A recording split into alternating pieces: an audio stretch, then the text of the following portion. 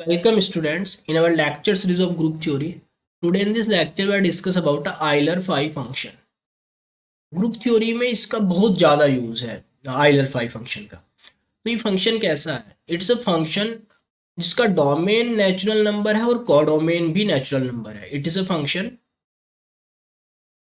Function define from N to N. Set of natural number से लेके set of natural number तक ये एक डिफाइंड फंक्शन है। दैट इज जो फाइव ऑफ एन है।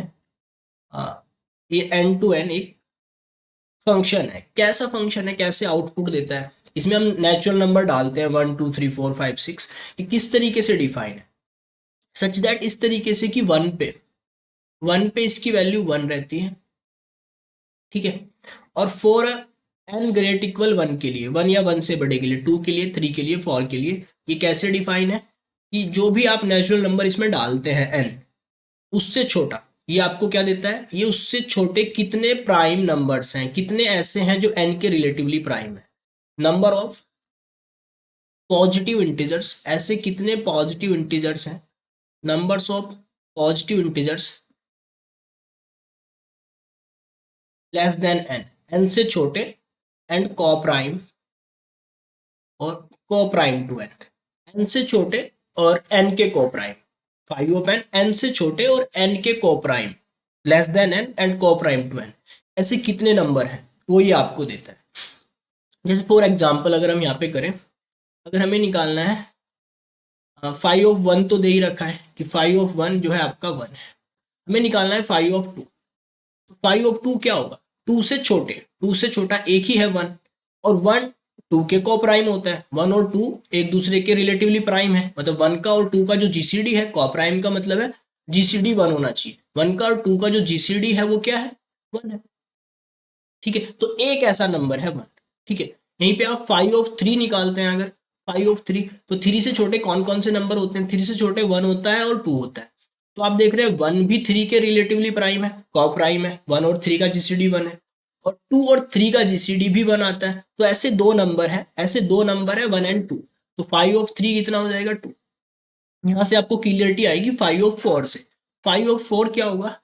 4 से छोटे नंबर्स कौन कौन से हैं? 1 है, 2 है, 3 है, 3 नंबर है। पर अगर हम देखें 1 का और 4 का, 1 का और 4 का जीसीडी क्या आता है? 1 का और 4 का जीसीडी, यहाँ पे हम जीसीडी निकाल रहे हैं, तो 1 का और 4 का जीसीडी 1 आता है, ग्रेटेस्ट कॉमन डिविजन, ठीक है। तो एक तो ये हो गया है। लेकिन 2 का और 4 का जीसीडी 1 नहीं आता है, 2 का और 4 का जीसीडी 2 होता है। तो 2 रिलेटिवली प्राइम नहीं है, 2 को प्राइम नहीं है 4 के, 1 को प्राइम है 4 के, और इसी तरीके से 3 को प्राइम है 4 के। तो फाइव ऑफ फोर क्या हो जाएगा? फाइव ऑफ फोर आपका दो नंबर है ऐसे, 1 और 3, 1 एंड 3। तो फाइव ऑफ फोर क्या हो जाएगा? 2 हो जाएगा। इसी तरीके से आप फाइव ऑफ फाइव निकालेंगे। फाइव ऑफ फाइव जो है आपका वो कितना आ जाएगा? 4 आएगा। तो फाइव से छोटे जो फाइव के को प्राइम है वो यहाँ पे आएंगे। तो इस तरीके से हम निकाल सकते हैं। इसके लिए कुछ हमारे पास रिजल्ट्स भी हैं, जर्नल रिजल्ट्स भी हैं, जिनका यूज करके हम इजीली निकाल सकते हैं। जैसे अगर हम बात करें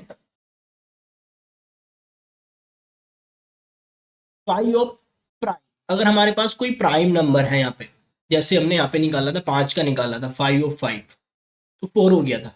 थ्री भी प्राइम होता है, फाइव ऑफ थ्री निकाला था हमने तो 2 हो गया था। टू भी प्राइम होता है तो 1 हो गया था, उससे एक कम हो जाता है। तो फाइव ऑफ प्राइम हमेशा क्या होता है? p-1 होता है। Here p is a prime, जहाँ पे आपका p क्या है? वो प्राइम नंबर है। फाइव ऑफ प्राइम हमेशा ये ऐसे निकल जाएगा इजीली। अब बात आती है अगर प्राइम नहीं है, अगर n प्राइम नहीं है, for a non prime, n अगर आपका नॉन प्राइम है, तो नॉन प्राइम के लिए आप कैसे निकालेंगे? ठीक है, हम क्या काम करेंगे? कोई भी नॉन प्राइम नंबर है उसके प्राइम फैक्टराइजेशन तो पॉसिबल है ना, एवरी पॉजिटिव इंटीजर के प्राइम फैक्टराइजेशन किए जा सकते हैं। तो इस n के हम प्राइम फैक्टराइजेशन कर लेंगे। सपोज n को हम इस तरीके से लिख लेंगे, किसी p की पावर r, q की पावर s, इस फॉर्म में इसके फैक्टर कर लेंगे, ठीक है, n के। तो ये हो जाएगा p to the power r, q to the power s, and और जो भी फैक्टर्स होंगे, ठीक है। ईच फैक्टर के करॉस्पॉन्डिंग अलग अलग हो जाएगा। ये फाइव ऑफ आर अलग हो जाएगा, phi of Q to the power S अलग हो जाएगा, और जो प्राइम फैक्टर्स है उनके करॉस्पॉन्डिंग अलग हो जाएगा। अब इस वाले फैक्टर के करॉस्पॉन्डिंग बात करते हैं, वैल्यू क्या आएगी? इस वाले फैक्टर के कॉरस्पॉन्डिंग जो हमें वैल्यू मिलेगी, इस वाले फैक्टर के कॉरस्पॉन्डिंग जो वैल्यू आएगी वो क्या आएगी, ये जो p की पावर r है, p to the power r minus इससे एक कम, ठीक है, into q to the power s और minus q to the power s से एक कम, एंड इसी तरीके से और जितने फैक्टर्स हैं जो पावर यहाँ पे है वो एज इट इज और उससे एक कम, इंटू दूसरे वाला फैक्टर, फिर तीसरे वाला फैक्टर, फिर नेक्स्ट फैक्टर। तो इस तरीके से किसी भी नॉन प्राइम के लिए, किसी भी नॉन प्राइम के लिए आप निकाल सकते हैं फाइव ऑफ एन, ठीक है, किसी भी नॉन प्राइम के लिए। जैसे फॉर एग्जांपल अगर हमें निकालना है, यहाँ पे अगर हम बात करें, जैसे हमें नॉन प्राइम दे दिया जाए, हमें निकालना है 8 के लिए निकालना है, फाइव ऑफ 8 निकालना है, फाइव ऑफ 8 निकालना है, तो वी नो कि इसे लिख सकते हैं, इसके प्राइम फैक्टर है 2 की क्यूब। तो किसी भी p की पावर r के लिए अगर प्राइम फैक्टर आपका p की पावर r है तो ये कैसे वर्क करेगा, p to the power r में से उससे एक कम पावर, तो 2 की पावर 3 में से उससे एक कम पावर 2 की पावर 2 सब्सट्रैक्ट हो जाएगा, दैट मीन्स 8 में से 4 सब्सट्रैक्ट होके 4 आ जाएगा, तो 5 ऑफ 8 हमेशा क्या आएगा, 4 आएगा, ठीक है। इसी तरीके से 5 ऑफ 9, 5 ऑफ 10 नॉन प्राइम के लिए ये और प्राइम के लिए ये इस तरीके से निकाल सकते हैं इस फंक्शन से हम वैल्यू को। तो अगर यहीं पे हम इसे आगे कंटिन्यू करें, जैसे हमने 5 के लिए निकाला है, इसी तरीके से अगर हमें कहा जाए कि 5 ऑफ 6 निकालना है, तो 5 ऑफ 6 क्या हो जाएगा, 5 ऑफ 6 आपको निकालना है, तो 6 के प्राइम फैक्टर कर लेते हैं, 6 के प्राइम फैक्टर हो जाएंगे 5 ऑफ 2, 5 ऑफ 3, ठीक है, 2 इंटू 3, 2 का अलग 3 का अलग, तो 5 of 2, 2 because 2 is prime, 2 is prime, तो यहाँ पे ये आपका फॉर्मूला काम करेगा, एक कम, प्राइम से एक कम, बिकॉज 2 प्राइम है, तो 2 से एक कम 1, 3 भी प्राइम है, 3 से एक कम 2, तो 5 ऑफ 6 क्या हो जाएगा, 2 हो जाएगा, तो जो 5 ऑफ 6 है वो क्या हो जाएगा, आपका 2 हो जाएगा।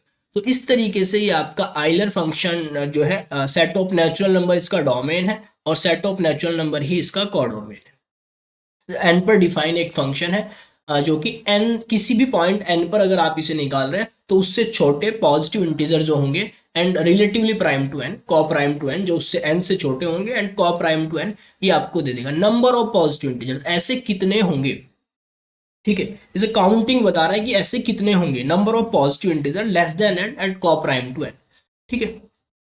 अब इसकी एक प्रॉपर्टी है, कुछ प्रॉपर्टीज हैं इस फंक्शन की, आप देखेंगे कि 1 के लिए ये 1 है, 2 के लिए 1 है, 2 से आगे के लिए, 2 से आगे के लिए अगर आप बात करेंगे, 3 के लिए, 4 के लिए, 5 के लिए हम देख रहे हैं, 6 के लिए हम देख रहे हैं, 7 10, 2 से आगे के लिए हमेशा ये इवन आउटपुट देता है, 2 4 2, ठीक है, कभी भी ओड आउटपुट नहीं देगा, ओड सिर्फ इन्हीं दो केस में आता है ये, ठीक है। तो ये क्या इसमें आप लिख सकते हैं इसकी प्रॉपर्टीज में, सेकंड, फाइव ऑफ एन जो है हमेशा वो क्या रहता है, इज इक्वल्स टू इवन रहता है for all N great equal 3 के लिए, 3 या 3 से आगे के लिए, 1 और 2 पे ओड देता है, उससे आगे के लिए ऑलवेज इवन आउटपुट देता है, ठीक है, इवन आउटपुट देता है। एक चीज और आप इससे इससे ऑब्जर्व कर सकते हैं कि हमने देखा कि इसने 1 पे भी 1 दिया है, 2 पे भी 1 दिया है, 3 पे भी 2 दे रहा है, 4 पे भी 2 दे रहा है, 3 पे भी 2, 4 पे भी 2, इज दैट मीन्स ये 1 1 नहीं है, ठीक है। तो फंक्शन फाइव जो है इज नॉट अ 1 1,